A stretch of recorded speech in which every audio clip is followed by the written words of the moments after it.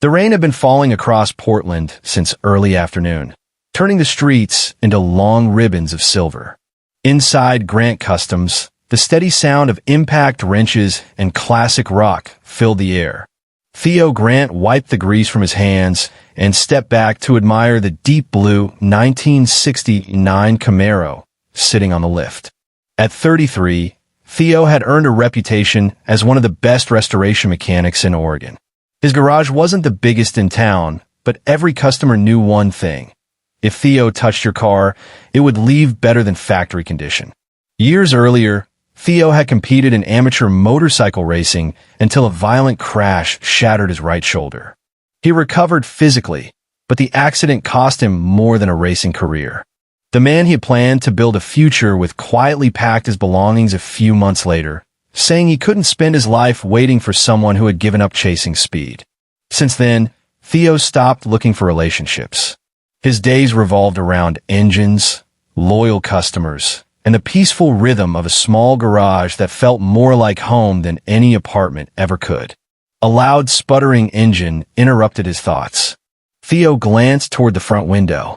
A vintage Triumph Bonneville rolled to a stop directly outside before the engine coughed one last time and died completely. Its rider removed his helmet, revealing slightly messy brown hair damp from the rain. Even standing beside a broken motorcycle, he somehow looked relaxed instead of frustrated. Theo grabbed an old towel and walked outside. "Looks like your trip just ended early." The stranger laughed softly. "I was hoping it would make another 100 miles. Theo crouched beside the bike without another question. His experienced eyes moved over the engine, fuel lines, and electrical system while the stranger watched quietly. "I'm Theo." The man extended his hand. "Garrett Jonas." Theo shook it. Garrett's grip was firm, confident, and warm despite the cold rain. "I think the fuel line's clogged," Theo said after a minute. "Nothing serious." Garrett smiled with obvious relief. "I was afraid you'd say the engine was dead. If it was, I wouldn't let you stand in the rain listening to bad news."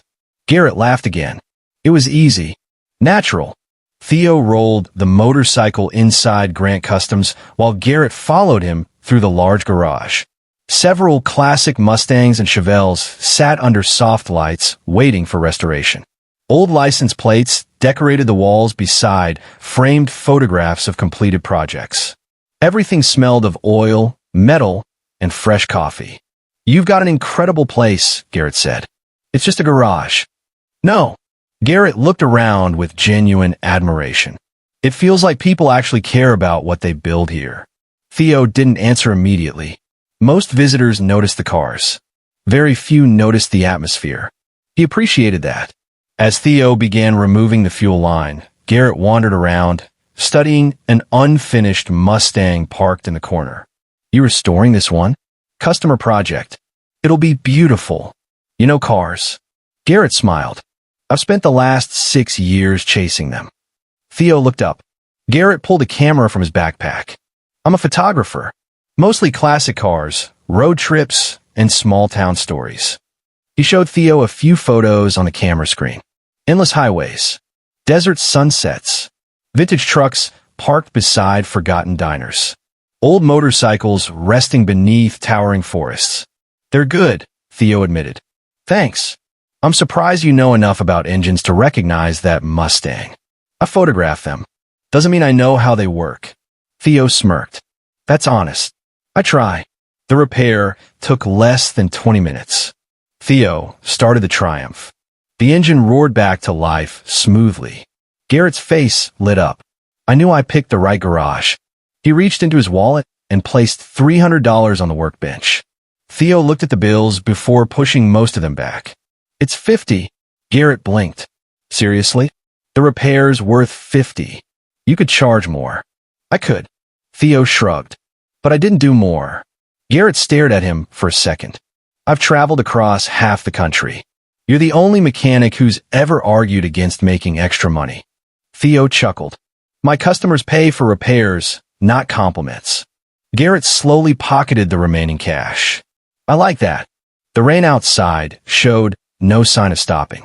Theo poured himself another cup of coffee before noticing Garrett still standing there watching the storm. You planning to ride through that?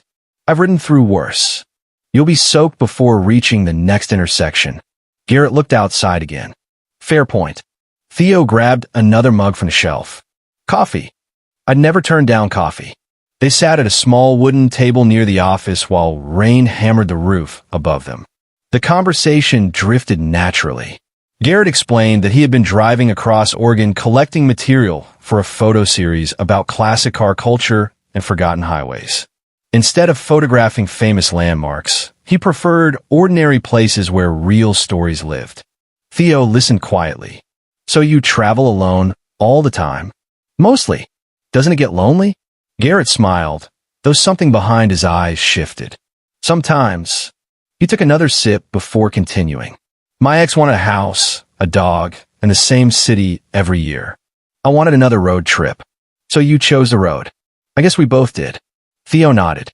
He understood more than he admitted. What about you? No wife. Garrett laughed. I wasn't going to ask that. No boyfriend either. Garrett looked slightly surprised. Long story. Theo rested his cup on the table. My racing career ended after a crash. The relationship ended a few months later. Garrett remained silent.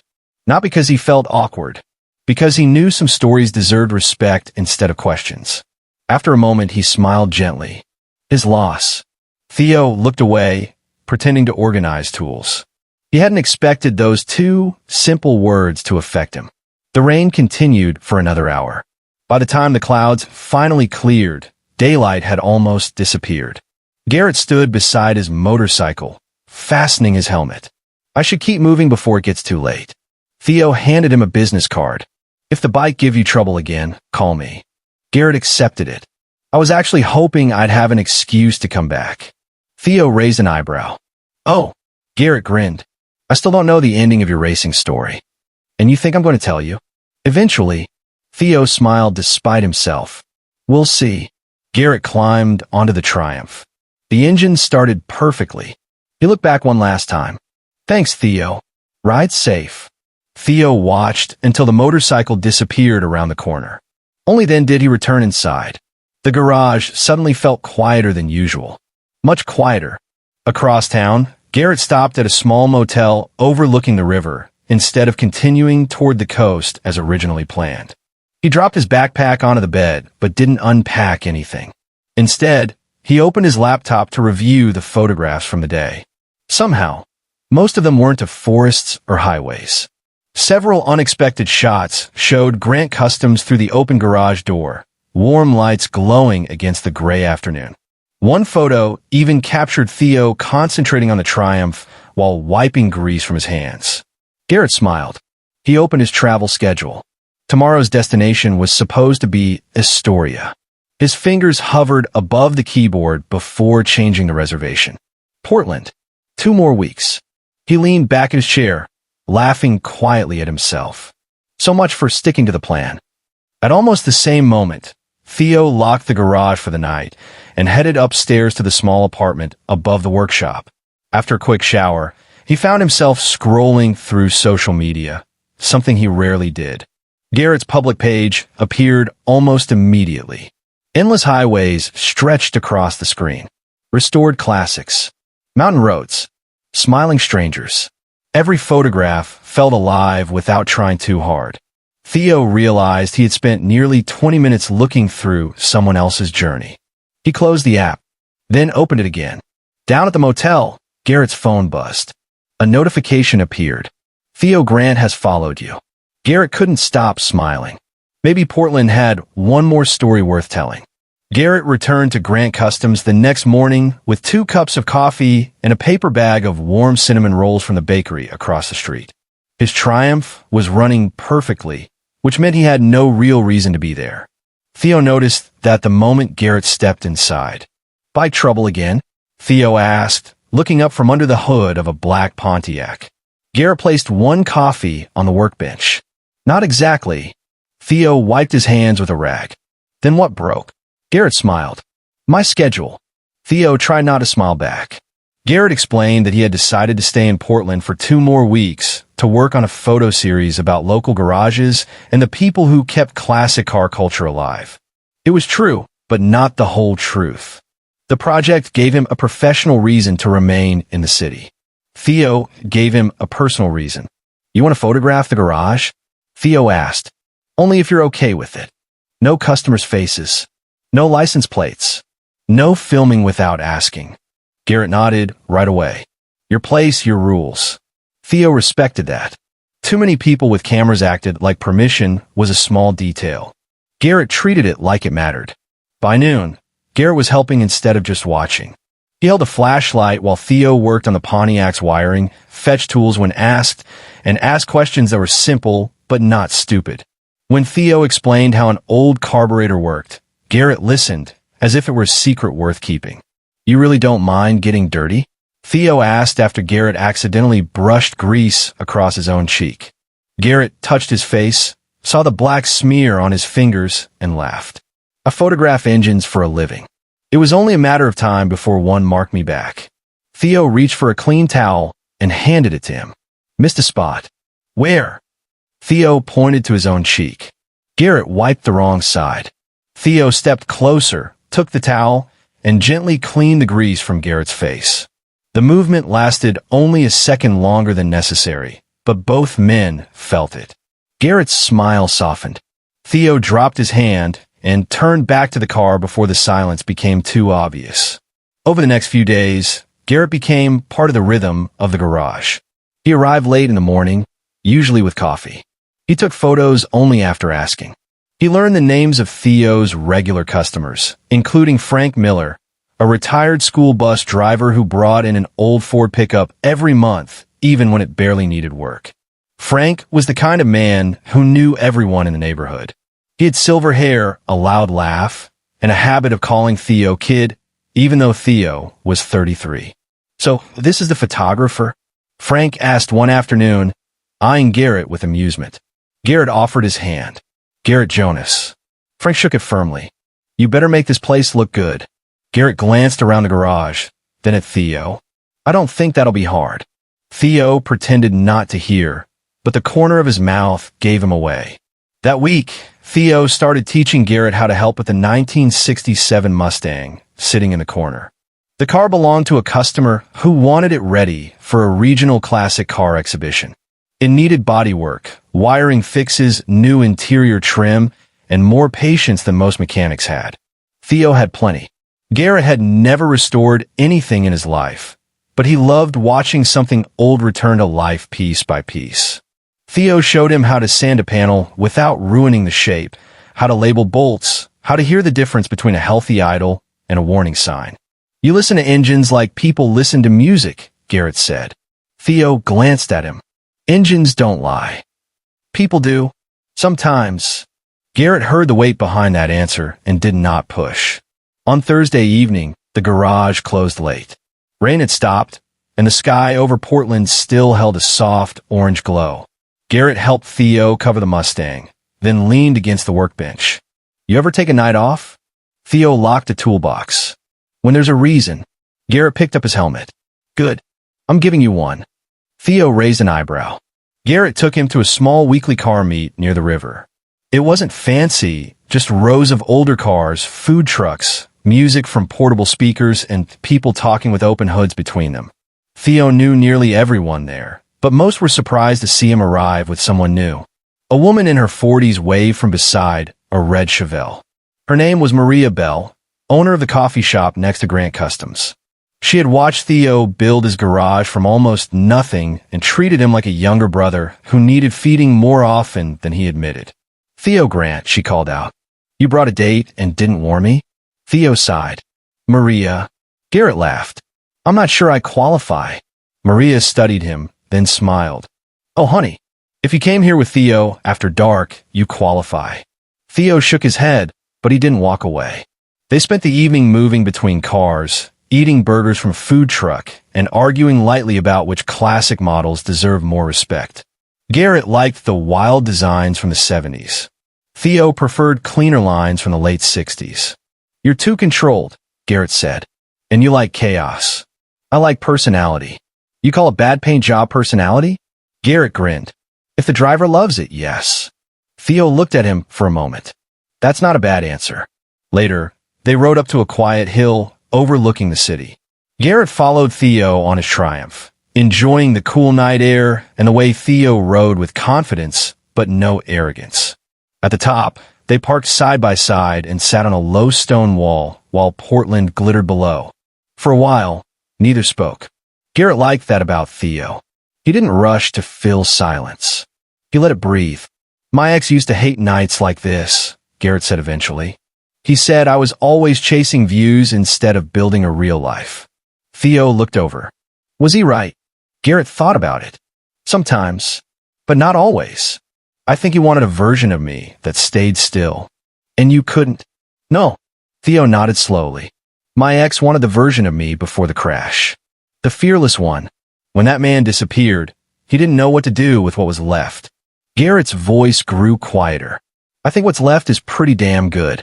Theo looked at him. The words settled between them, honest and unpolished. Garrett's shoulder brushed Theo's. Neither moved away. The city lights shimmered below, and the cold air made Garrett shift closer without meaning to. After a long day in the garage, the warmth of Theo's body felt too easy to trust. Garrett's eyes grew heavy. He meant to say something clever, but the words disappeared. His head tipped lightly onto Theo's shoulder. Theo froze at first. Then he relaxed. He removed his jacket and laid it over Garrett's chest. Garrett was half asleep, but not enough to miss the gentleness of it. You're not as tough as you pretend, Garrett murmured. Theo looked out over the city. Neither are you. Garrett smiled with his eyes closed. The next afternoon, the near miss happened. They were working on a Mustang side panel when a sharp piece of exposed trim sliced Garrett's palm. It was not deep but enough to bleed. Theo reacted instantly. Sit down. I'm Fina. Sit down, Garrett. The firmness in his voice made Garrett obey. Theo brought a first aid kit from the office and knelt in front of him. He cleaned the cut carefully, his large hands steady around Garrett's. Garrett watched him instead of the wound. There was something deeply intimate about Theo's focus, the way he acted as if this small injury deserved his full attention. You always this bossy with injured people? Garrett asked. Only the stubborn ones. I'm not stubborn. Theo looked up. Garrett smiled. Okay, maybe a little. Theo wrapped the bandage around his palm. His thumb brushed Garrett's wrist. Neither of them spoke. The garage felt suddenly too quiet, even with traffic passing outside. Garrett's voice dropped. If I kissed you right now, would you stop me? Theo's breathing changed. He looked at Garrett's mouth, then back into his eyes. No. Garrett leaned closer. Theo did too. Then Garrett's phone rang loudly on the workbench. Both men pulled back. Garrett stared at the screen and cursed under his breath. It's my manager. Theo stood, clearing his throat. You should take it. Garrett answered, but his eyes stayed on Theo. The call lasted less than 2 minutes. When Garrett hung up, his expression had changed. What happened? Theo asked. Garrett picked up the phone slowly. A magazine in New York wants me for a full-year contract. Big project. Good money. Huge exposure. Theo nodded, careful with his face. That's good. It is. But Garrett didn't sound happy. When do they need an answer? Garrett looked at him. End of the week. The space between them felt different now. Not broken, but aware of time. Theo turned back toward the Mustang, and Garrett followed. They worked side by side until closing, both pretending the almost kiss and the New York offer had not changed anything. But it had. That night, Garrett sat alone in his motel room with the contract open on his laptop. It was everything he should have wanted. Stability, money, recognition, a bigger platform.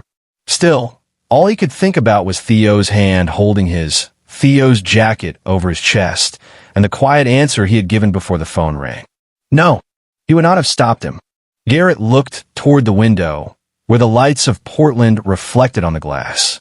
For the first time in years, leaving felt harder than staying. By Friday morning, the almost kiss had become the loudest thing neither man mentioned. Garrett still came to Grant Customs with coffee, still helped Theo with the Mustang, still smiled when Maria teased them from the doorway. But something had shifted. Every time Theo reached for a tool beside Garrett, their hands almost touched. Every time Garrett looked at him too long, Theo looked away before his own face gave him up. The New York contract sat between them like an engine no one wanted to open. Garrett had until Sunday night to answer. His manager, Jason Cole, called twice a day. Jason had been handling Garrett's brand deals and media schedule for 3 years. He was sharp, practical, and always thinking 10 steps ahead. To Jason, the New York offer was not a question. It was the kind of deal that turned a niche creator into a serious name in the automotive world. "You're not really considering saying no?" Jason said over the phone while Garrett stood behind the garage, away from Theo's hearing. "I'm considering asking for more time. You've had years of road trips and motel rooms. This is an actual position with a national magazine. Good pay, good visibility, major connections." "I know. Then why do you sound like someone died?" Garrett looked through the back window at Theo bending over the Mustang's engine bay. His sleeves were rolled up. His forearms were streaked with grease. He looked focused, calm, completely unaware that he had become the reason Garrett no longer knew how to leave. "Because Portland got complicated," Garrett said. Jason paused. "Complicated how?" Garrett did not answer. That afternoon, Garrett filmed a few short clips for his personal archive. Theo polishing the Mustang's fender. Frank Miller laughing with a cup of gas station coffee. Maria dropping off sandwiches and ordering Theo to eat before he passed out. Garrett was careful not to film customers' license plates or faces without permission. He respected Theo's rules. One clip showed Theo leaning against the Mustang, explaining why old cars mattered. "It's not about making them perfect," Theo said in the video. "It's about bringing them back without erasing what they survived." Garrett watched that clip 3 times that night. It was raw, honest, and beautiful. He did not post it, but Jason had access to Garrett's shared media folder. Early Saturday morning, while Garrett was still asleep, Jason saw the clip, cut it into a short promotional reel, added dramatic music, and posted it with a caption, "The quiet mechanic restoring more than just cars in Portland." By noon, the video exploded. Garrett woke to hundreds of notifications, then thousands. At first, he did not understand what had happened. Then he saw Theo's face on his own page, the garage in the background, the Mustang beside him, and over 1 million views climbing higher by the minute. His stomach dropped. "No," Garrett whispered. "No, no, no." He called Jason immediately. "Take it down." Jason sounded confused. "Why?" "It's performing insanely well. I didn't approve it. You uploaded it to the shared folder. For editing reference, not posting." "Garrett, this is gold. People love him. The comments are crazy. They want more." I said take it down. Jason went quiet. "Is this about the mechanic?" Garrett's voice hardened. "This is about consent." He ended the call and rushed to Grant Customs. When he arrived, the street outside the garage was already crowded. 3 young guys were taking selfies in front of the sign. A woman was filming the open bay. 2 strangers leaned over the Mustang's rope barrier, as if the car were a museum prop. Theo stood near the office, jaw tight, trying to keep control without losing his temper. "Theo," Garrett called. Theo turned. The look on his face stopped Garrett cold. It was not anger yet. It was worse. Hurt, sharp and quiet. "You posted me," Theo said. "I didn't. Jason did it without asking me. I told him to take it down. But it came from your account." "Yes. I know. I'm sorry." A man near the doorway lifted his phone toward Theo. "Hey, can you say the line about cars surviving? My followers love that." Theo's expression darkened. Garrett stepped between them. "No filming. Put the phone down." The man rolled his eyes. "Relax. You're the one who made him famous." Theo heard that. So did Garrett. Inside the garage, Frank Miller stood beside his old Ford pickup. He had been Theo's customer for nearly 8 years, back when Grant Customs had only one lift and a leaking roof. Frank was not angry, just disappointed, which made it hurt more. He looked around at the strangers crowding the place. "Guess I picked the wrong day," Frank said. Theo forced his voice steady. "I can still check the pickup, Frank." Frank gave him a tired smile. "No, kid. You got bigger people to deal with now." That's not true. But Frank was already walking toward the door. I remember when this place was for folks who needed help. Now it looks like a backdrop. The words landed hard. Theo stood still, eyes fixed on the floor. Garrett felt the damage before Theo even spoke. By late afternoon, Jason removed the video, but copies had already spread. Other pages reposted it. People tagged the garage. Local bloggers called. A small automotive podcast emailed asking Theo for an interview. A parts company offered Garrett money to create a series at Grant Customs. Garrett rejected every offer. None of it mattered. Theo closed the garage early and pulled the front door down with more force than necessary. Only the two of them remained inside. Garrett placed his phone on the workbench. I deleted everything. I posted an apology. I told everyone not to come here. Theo laughed once, bitter and tired. You think that fixes it? No, but I'm trying. You should have never filmed me. I asked you before filming. For photos. For your project. Not for the whole internet to turn my shop into entertainment. Garrett stepped closer. I didn't post it. But you brought this here. That silenced him. Theo's voice shook, though he tried to hide it. This garage is the only peaceful thing I built after my life fell apart. After the crash, after my ex left, after everyone looked at me like I was broken, this place was mine. Quiet. Honest. Real. Garrett's eyes burned. Theo, I would never use you. But you did. No. You filmed my words. My work. My shop. Then strangers showed up asking me to perform like I'm some character in your road trip. Garrett swallowed hard. I didn't mean for that to happen. Theo looked at him with painful clarity. That's the problem, Garrett. You move through life chasing moments. You capture them, share them, leave them behind. But some of us have to keep living inside those moments after you're gone. Garrett flinched. That's not fair. Isn't it? I stayed because of you. Theo's face changed, but only for a second. Garrett continued, voice lower now. I was supposed to leave days ago. I changed my whole schedule because I wanted to be here. With you. Theo looked away. Then why didn't you tell your world to stay out of mine? I tried. Too late. Garrett stepped closer, desperate now. I'll fix it. I'll call every page. I'll make a statement. I'll cancel New York if that's what. Don't. The word cut through the room. Theo's eyes were wet, but his voice stayed firm. Don't make me the reason you throw away your career. You're not a reason. You're a choice. Theo shook his head. You don't even know what that means yet. Garrett stared at him. And you're so afraid of being hurt that you'd rather lose me before I get the chance to stay. Theo's jaw tightened. Maybe because it was true. Maybe because he hated hearing it. I need you to leave, Theo said. Garrett went still. Theo. Please. That last word was quiet, almost broken. Garrett wanted to argue. He wanted to grab Theo's face, kiss him, make him understand that none of this had been fake.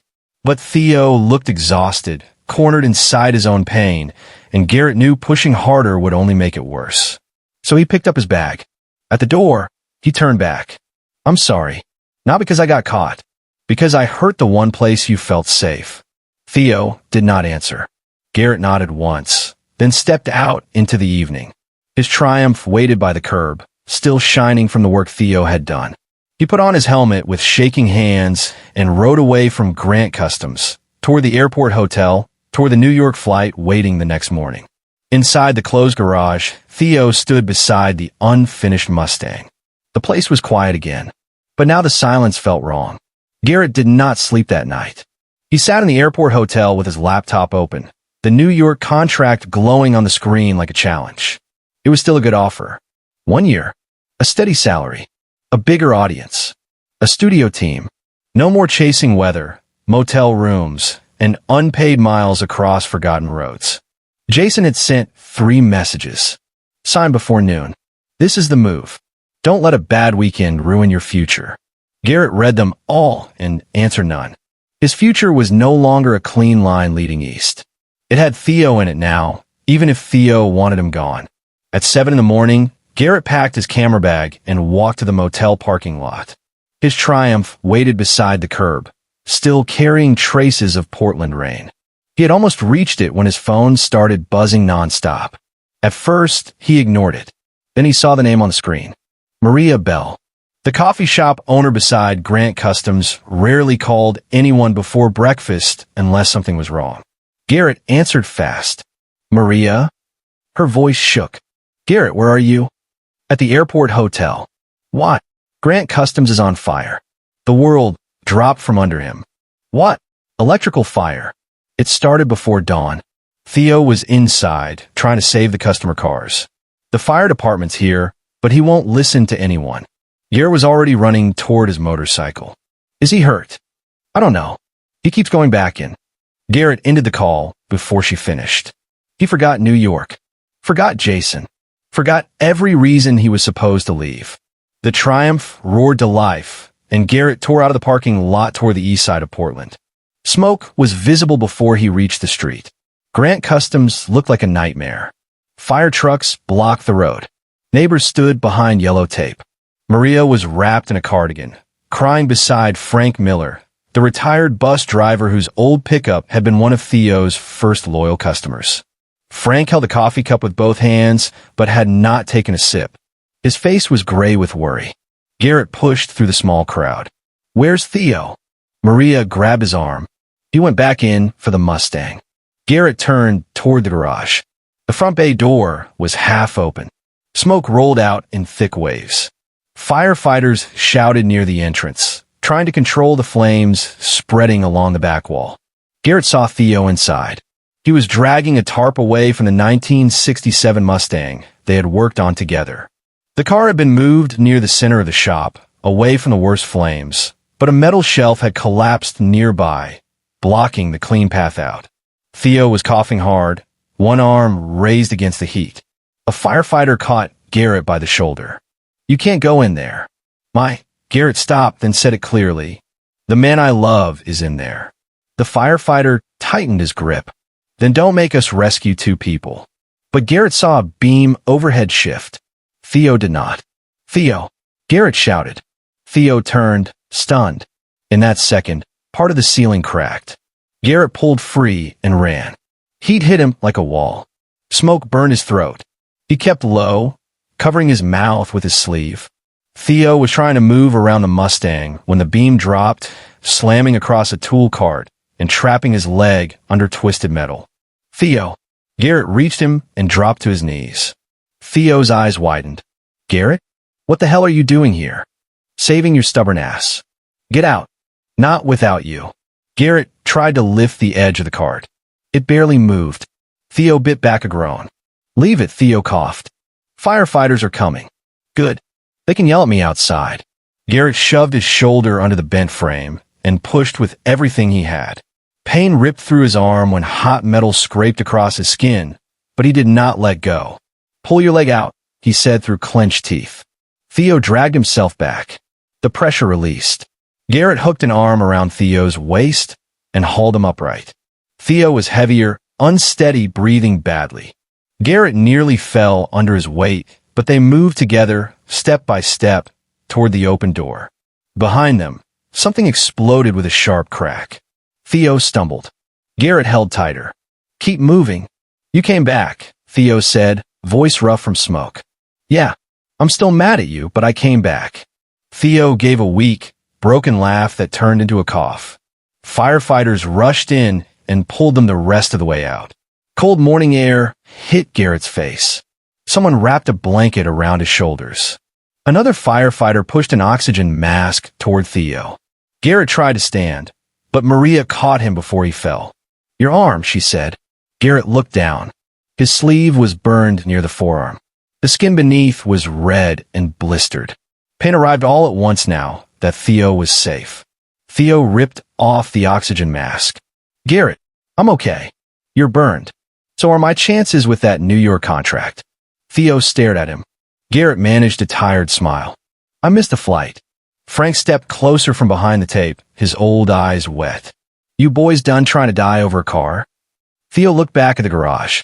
The Mustang was still inside, but the worst of the fire had moved away from it. Firefighters were pushing the flames down. The building was damaged badly, but not gone. Theo's face crumpled. Garrett saw it happen.